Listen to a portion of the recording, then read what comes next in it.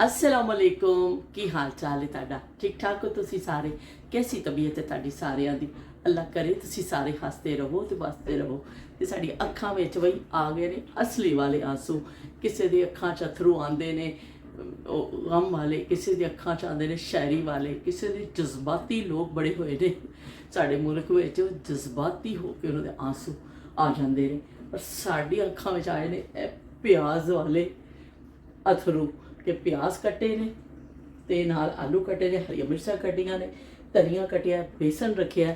असी करन लगे पकौड़ियां दी तैयारी। मैं बेसन घोलण लगी हाँ तो मैं आख्या कि चलो बई असी भी थोड़ा जिहा अथरू निकल आए ने, असी भी शिल्दा कहते कटा के उंगली कटा के शहीदां च ना करा लीए कि साडे भी जज्बात ने ते असी भी कदी कदी रो पैने आ ते नाल जिहड़ा वे ए देखो रोस्ट बनना वे, रोस्ट ਨੂੰ मसाला शसाला ला के रखिया वे ਤੇ ਇਹਨੂੰ ਰੋਜ਼ਿਆਂ ਤੋਂ ਪਹਿਲੇ ਫਰਾਈ ਕਰਨਾ ਵੇ। ਤੇ ਨਾਲ ਅਸੀਂ ਬਣਾ ਰਹੇ ਹਾਂ ਬਿਰਿਆਨੀ। ਬਿਰਿਆਨੀ ਦੇ ਲਈ ਪੂਰੀ ਯਖਨੀ ਤਿਆਰ ਹੈ। ਇਹਦੇ ਵਿੱਚ ਚਾਵਲ ਪਾਵਾਂਗੇ ਤੇ ਸਾਰਾ ਇਫਤਾਰੀ ਦਾ ਸਿਲਸਿਲਾ ਚੱਲਦਾ ਪਿਆ ਵੇ। ਤੇ ਫਰੂਟ ਚਾਟ ਵੀ ਬਣ ਗਈ ਹੈ, ਮੈਂ ਤੁਹਾਨੂੰ ਉਹ ਵੀ ਦਿਖਾ ਦੇਣੀ ਹੈ ਬਈ ਫ੍ਰਿਜ ਖੋਲ ਕੇ। ਤੁਸੀਂ ਇਹ ਨਾ ਸਮਝਿਓ ਕਿ ਅਸੀਂ ਬਣਾਈ ਲਈ ਹੈ।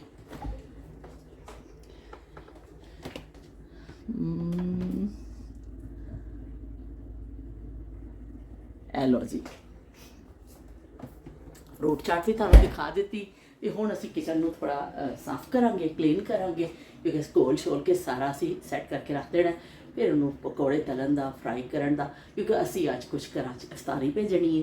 तो अपनी रवायात असीं जड़ियां ने वो जिंदा रखियां होईयां ने कि भी अपने दोस्त अहबाब नूं नाल बंदा शामिल रखदा वे रोज़ियां विच। रोज़ा इफ्तार कराना वैसे भी सवाब का काम है, तो असीं क्या थोड़ा जिहा सवाब असीं भी कमा लईए तो फिर तुहानूं नालों नाल असीं शामिल रखने आ।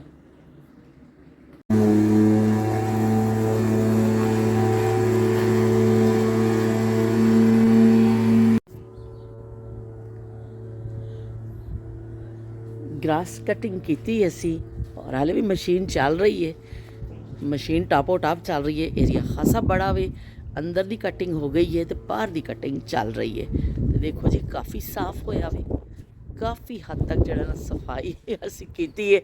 उस दिन तुहानूं दिखाया सी, होए होए सारिया चीज़ां उड्डियां पईयां सन बिना शेना तो यह सारिया चीज़ां। पर एवे कि हुण फिर जिस दिन हवा तेज़ आई तो असा फिर सब कुछ उड उड के तबाही हो जानी। लेकिन चलो नालों नाल असीं करते रवांगे।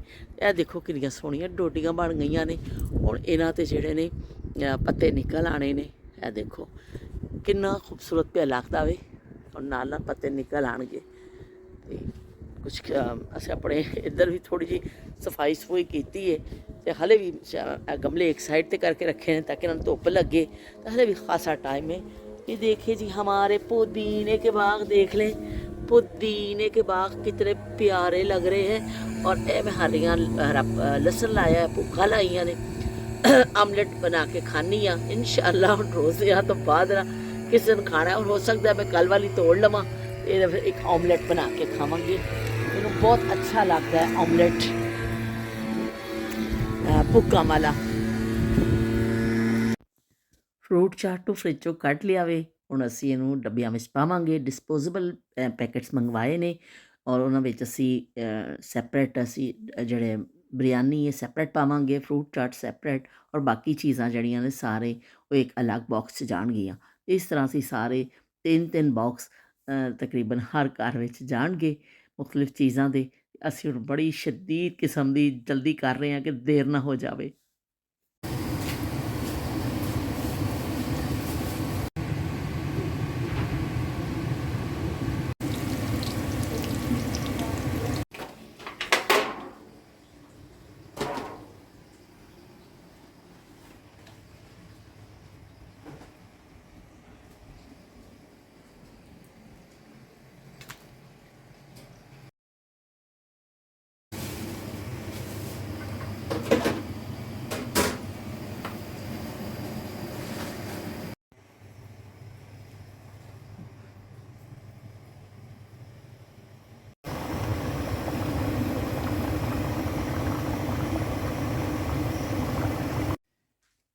गर्मा गर्म बिरयानी तैयार है।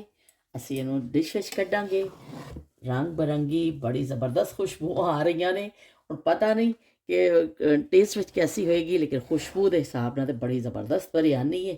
ਔਰ ਅਸੀਂ ਇਹਨੂੰ ਹੁਣ 'ਚ ਕੱਢਾਂਗੇ ਔਰ ਫਿਰ ਅਸੀਂ ਸਾਰਿਆਂ ਵੱਲ ਜਿਹੜਾ ਭੇਜਣਾ ਵੇ ਡਿਸ਼ਾਂ ਵਿੱਚ ਪਾ ਕੇ ਅਸੀਂ ਭੇਜਦੇ ਜਾਵਾਂਗੇ। बिस्मिल्लाहिर्रहमानिर्रहीम।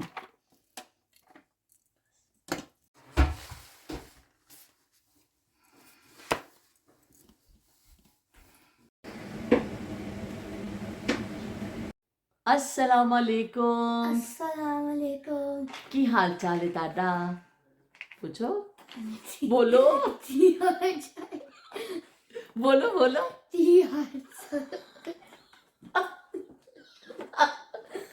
ती हाल चाल ने की हाल चाल है ताड़ा? पूछो। हाँ, तो भाई रोजा खोल कर सिर्फ फारिग हो गए है ना। राफेल में पेट भर के खाना खाया है, हमने भी खूब इफ्तारी खाई है, तो बड़ी मज़े मज़े की इफ्तारी बनी थी है ना। और हाँ, असी बैठे हैं तो राफी नू आज एक गिफ्ट मिले है साढ़े नेबर ने। बताओ राफी क्या नाम है उनका? बैटी। बैटी आई थी हमसे मिलने के लिए राफे से, और राफे को ईस्टर का एक गिफ्ट दे के गई हैं। एग बना हुआ है ना, चॉकलेट एग दे के गई हैं, क्योंकि ईस्टर क्रिसमस इनका चल रहा है, ईस्टर का त्यौहार आ रहा है और इसी में राफे की छुट्टियां भी हैं, इसीलिए इनको छुट्टियां हो रही हैं ईस्टर के त्यौहार की वजह से। तो बड़ा मना रहे हैं जी यहाँ पे ईस्टर का त्यौहार, और हम लोग अपने रमज़ान मना रहे हैं ना। लेकिन हमारे नेबर बहुत अच्छे हैं, वो बहुत ख्याल करती हैं, और जब भी ईस्टर या क्रिसमस आता है तो वो चॉकलेट ज़रूर दे के जाती है। तो राफे को ये मिला है जी चॉकलेट। तो असी क्या होता है दिखा दईए कि राफे बड़े शौक ना खाना में होना है। तो राफे दिखा दो, ये एग बना हुआ है, ईस्टर एग। ओह वाह, इसके अंदर से चॉकलेट निकलेगा? अच्छा चलो दिखाओ निकाल के, टूट तो नहीं जाएगा ये? अच्छा चलो दिखाओ तो। वाह,